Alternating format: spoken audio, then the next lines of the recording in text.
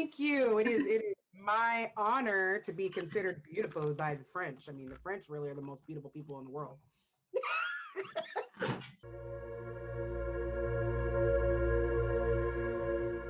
Yes.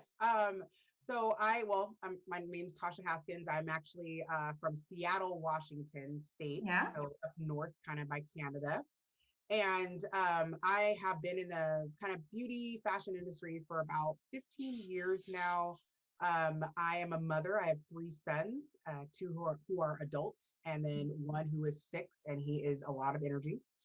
And I kind of I'm really been big on mental health and very big on making sure that we as women are taking care of ourselves. So I took some time about 3 years ago to just heal Tasha and to work on the things that had maybe broken my heart and hurt me. And so I decided I wanted to celebrate me doing that. And also I turned 40 this year. So I said, why not do a pageant? And so I decided to enter Mrs. Curvey Globe, and sure You enough, I win. ended up winning. Yes, you are a beautiful woman, and Oh, it's no it's you are a great Miss Curie. oh, thank you. I mean, a lot coming from the French. It was my father. He passed away 12 years ago, but he was a big foundation for me. He believed in me. I mean, if I said I wanted to start a business on the moon, he'd be like, let's go do it. And he always spoke life into me, on top of the fact that my dad loved people. He used to play in the NBA, and he went to college and all of that. But when he got hurt, he started to work with different organizations to bring people together. And that part of him I have in me. He showed me how to care about people when they don't care about me. He showed me how to still do good even when people are not good to me. And that was who he was. So I always try to be like him. It's not easy because I'm like, how are you so nice? uh, Absolutely. I mean, Absolutely. I try to be like him. I try to show my children how he was too. How many Um, children have you? I have three Three. sons. Yeah, Yeah. yeah, they're old. I have a 21-year-old, a 19-year-old, and then I have a 6-year-old. Very busy. I don't. Oh,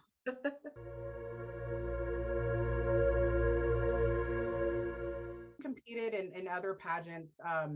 I hadn't competed in 5 years though. It'd been 5 years before, and I actually in 2010 I was Miss Plus America, and in 2015 I was Miss American Beauties Plus. I was in People Magazine, and so I've always very much been a champion for women who are curvy, for the average average size woman in the world. Most women look like you and I. They're not this big. you know and so I've always been very passionate about representing the average size woman, the woman who looks like me, the woman that looks like you. And we are just as worthy of a crown. We are just as beautiful. And I feel like I can actually reach more people because I look like them versus being sold, you're this big and everyone thinks you're so, and they can't talk to you. And I want people to be able to talk to me and know that you can be a mom, or you can own cats, or you can have a little bit of curves on you and still make a difference. Yeah. Well,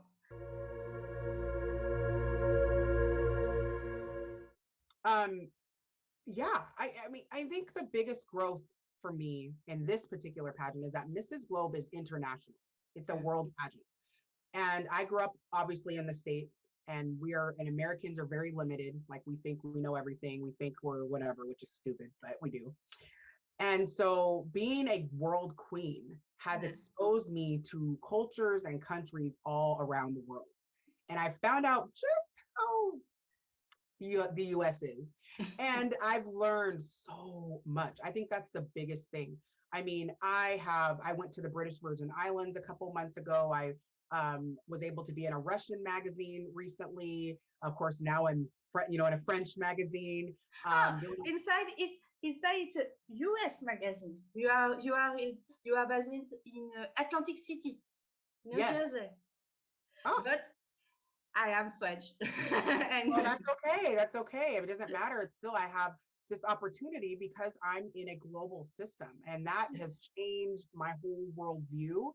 As well as I did a commercial for a Kenyan company that, I mean, again, just having exposure to different countries, different areas has completely changed my worldview. I mean, Americans are we're so, ugh, and I feel like my whole world, like I want to just travel everywhere and experience everything. And I think that's the biggest change, the biggest impact that being in Mrs. Globe has done for me.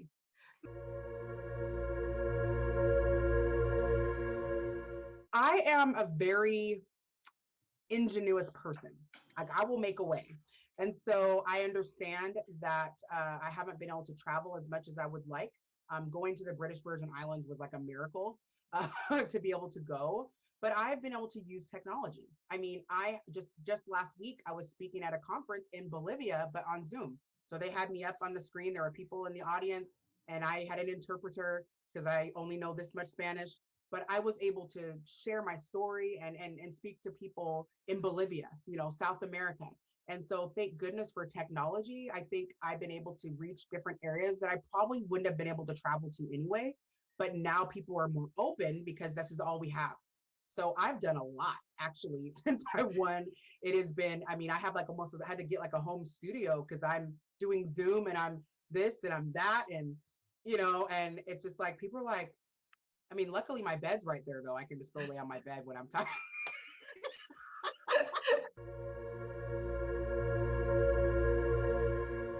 um, just to celebrate my journey to healing, Mrs. Globe owns a nonprofit organization called the Win Foundation. It's for women who are going through a painful, whether bad relationship or whatever, and they learn how to heal and love themselves. And so I was going through that journey myself, and I started going to the classes, and then I was asked about competing. And so I've really been healing and like being a queen at the same time. And so that's why I selected the Globe organization, also to celebrate turning 40. I love being 40. I'm so much happier. When people say things to me, I'm like, I'm 40. You can't say that to me. You're young. I'm 40. And I get to, again, just also, I wanted a way to showcase my healing, to walk on a stage and say, I actually love Tasha now. I actually like who I am. I went through the process. It was hard. Sometimes I cried. It was painful, but now I'm healing. Now I'm actually happy and I want to win. I want to compete to show that to the world. So that's why I chose to do it.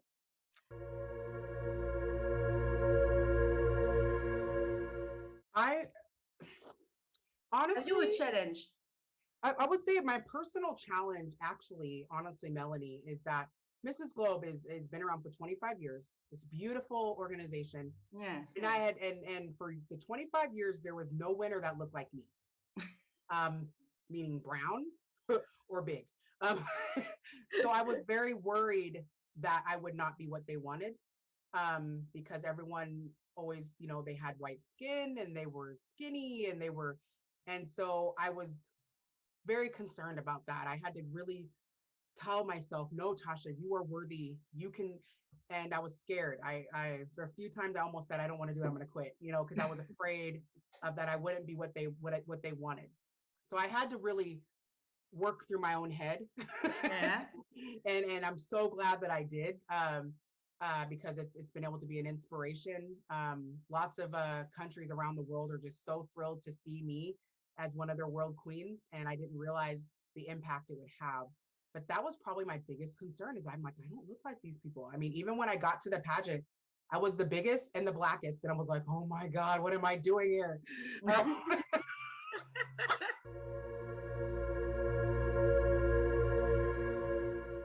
So what's kind of cool is once you have this, then you have a crown.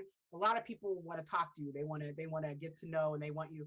And so I definitely use it as a key to get in with places. And I'm Mrs. Curvey Globe, and they all I would love to. But I think I just use it as a way to get in with places, and then I am still who I am.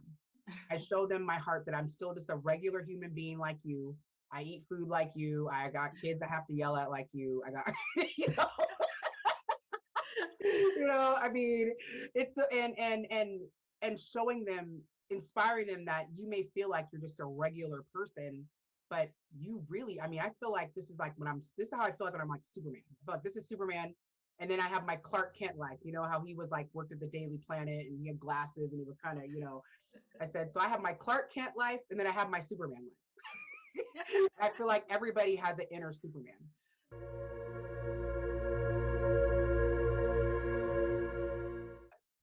Yeah, I mean, so social media obviously can be good or bad, just like anything, you know. And I've personally chosen to use it to reach people everywhere. And I, it's very important what you put on social media. It's very important what you put online because it lasts forever. There's somebody that's taking a picture of it. There's someone that's screenshotting it. So I'm very careful about everything that I post and everything that I say because it can stick forever. But I also realize that when I'm saying powerful things, Melanie, and I'm doing powerful things, that's also going to last forever. Oh, So okay. I love social media because I can just make anything happen. I'm in my own house. I can make it look like I'm at a big show if I want to and be able to inspire people. Well, my favorite, like, okay, so like, what's my favorite social media? So I would say, I really like Facebook Facebook. because I feel like you can do more. You can have, there's groups, there's businesses, there's all kinds of things. It doesn't limit what you can write. So like Instagram and other places, you can only write so many words. You can only, it's just pictures or it's just a short video. I like Facebook because there's so many other things you can do. You can create a community group. You can create a chat room. You can create a business page. You can sell items on it. Like there's so many things you can do with Facebook. You almost don't even need a real website, you know? And so I really, and even their marketing is really affordable. So I really like Facebook a lot. Yeah. Yeah, it's how generation Facebook. The young prefer Instagram, Snapchat. Oh, This is where I say I'm 40. They're like, Mom, you need to get a Snapchat. I'm like, for I, what? I don't I understand don't understand Snapchat. how to do it. Like, I don't know. I'm like, I don't understand. That's too much to I learn. don't understand Snapchat. I don't, I'm like, how do they jump into their clothes and do all this stuff? Like, I don't know. I'm 40. That's when I say I'm 40. I don't know. um, Yes, absolutely. It's again, it's a way to get a message out very quickly to a lot of people everywhere, which I love. So when I have a message I want to give, I put together something and then I'm able to send it to all these places just from my phone. I yeah. mean, I could be in my bed, with my legs crossed, sleeping, and post something and it just goes everywhere. I mean, and so that is very, very convenient. I'm very grateful for it. And then it allows me, like I said, to be able to do things in Bolivia and Kenya and Russia and all these places that I wouldn't from Seattle would have never been able to do. Who cares about Seattle when you're in France? Like, no one cares about Seattle.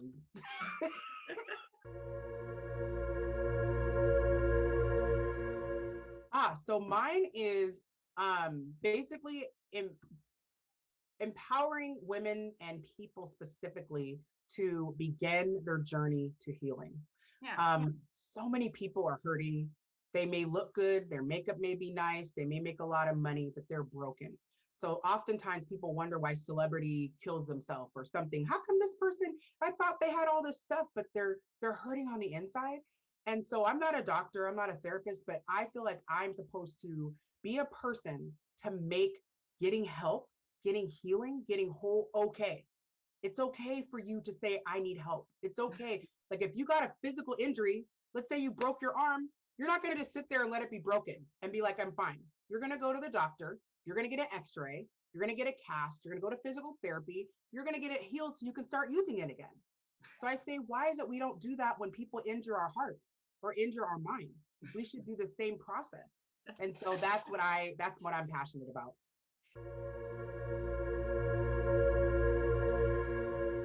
I would say I've been a builder. Mrs. The Curvey is new. So Mrs. Globe has been around for 25 years. Curvey has only been around for 3 years. Yeah. And my job was to make it important, to build, to encourage other curvy women to come. So the first year they had 5 contestants. The second year they had 7 contestants. Yeah. Since I have been queen, they now have 22 curvy contestants. And so it like I was like rounding them up, like you got to do that, and being an inspiration. So I feel like the most important part for me was to grow the curvey, to Yeah. make sure that the president of the company understood that we are just as important as the skinny people.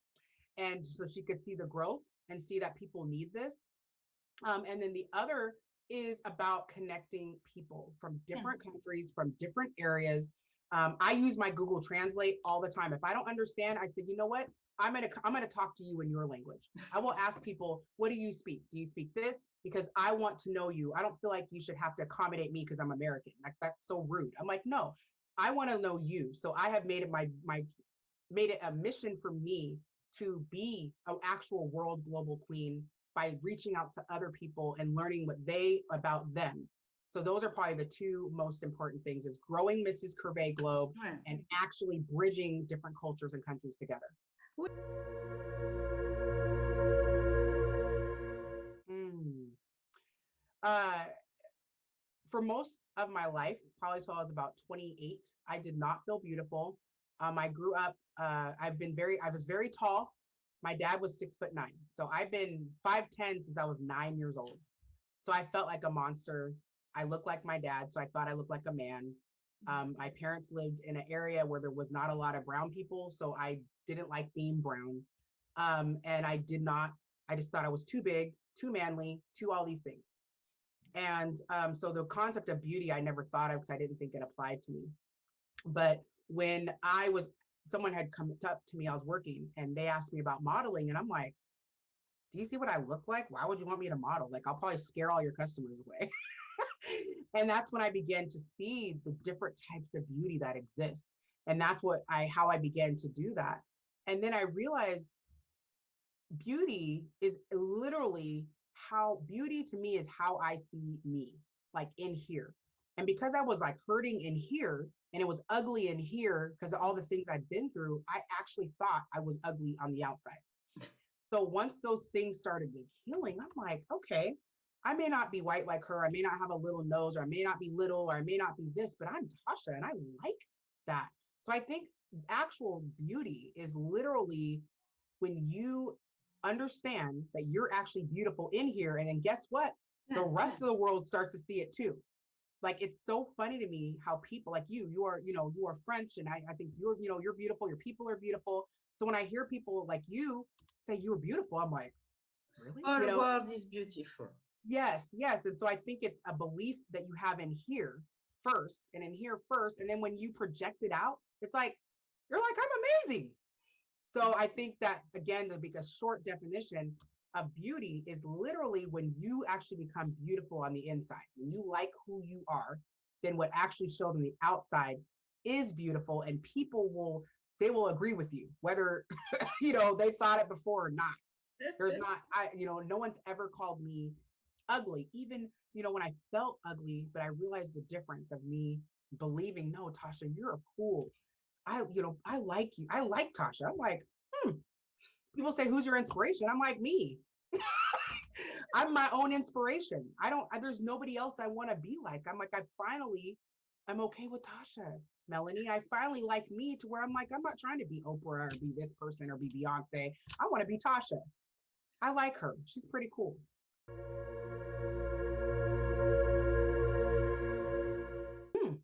So if you wanted to compete at Mrs. Curvey, I would, the first thing is knowing why you want to do it.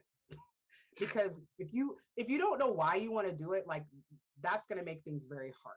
And so what kept me going was why. Tasha, you're celebrating your healing. You're celebrating turning 40. So who cares if anyone in the pageant looks like you or not, right? So I had to keep reminding myself why I was doing it. So first you need to know why you want to compete. Okay. And then after that, start studying what it means to compete, just like anything else. If you were going to apply for a job, you would study the job. Wouldn't you look up the company and see what they're about and see what it's like and what they do? You're not going to just go there and be like, I don't know what you do. You know, I just want a job. They're going to be like, so understanding what the job is. Okay. And then lastly, finding, one or two people to support you, to believe in you. So when you are tired and you don't believe in yourself, you have people that can say, Melanie, remember your why. You said you want to do this because of this. Oh yeah. And so those are the three things I would tell anybody is to know your why, study the system that you want to do, understand what it's about, what the competition areas are. Just Google, and then third, having one or two support people to be strong for you when you don't feel strong.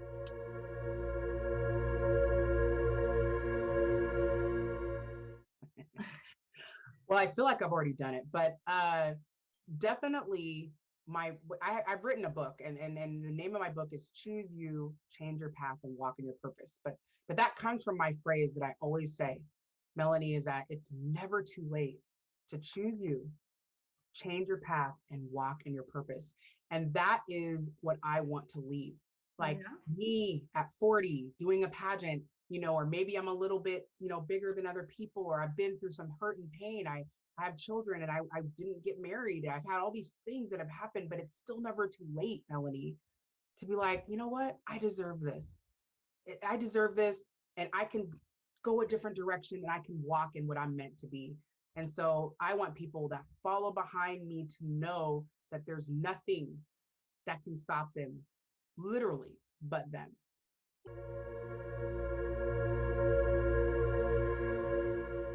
I just, again, I'm just so honored to have this opportunity. And I just pray that the person that comes after me will care about the title and about women just as much as I do. I pray that they're not just beautiful and selfish, that they are beautiful and they love people. That's very important to me. I've worked very hard this past 6 months to do everything I can for the Curvey title. And like I said, we had 5 people in Curvey. Now there's 22, in less than 6 months. So I want people to continue that and continue to grow it and continue to love on women and choose themselves.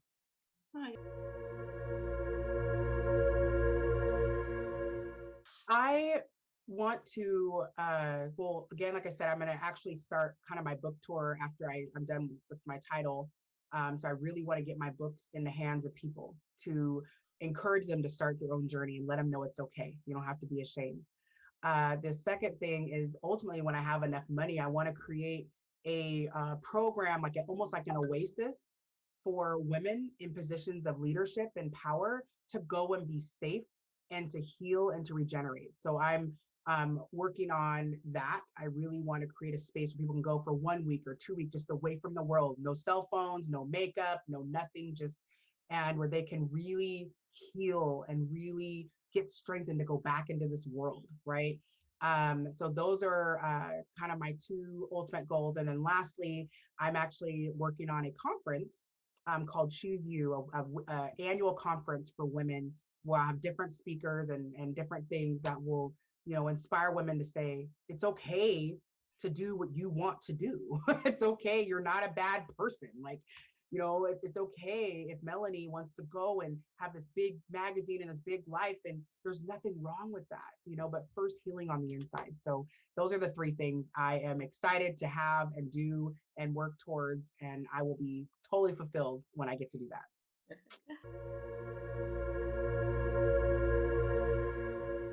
My friend, oh gosh, just don't be afraid of who you're supposed to be. I used to be so afraid of what Tasha could be, just being basic like everybody else, go to work and don't be afraid to shine. I'm not afraid anymore. If you don't like me, then you don't like me. You don't want to be my friend, then don't be my friend. I try to shine, but it's difficult for me. It is difficult, but I'll show you how to do it, girl. I got you. I will show you how to shine.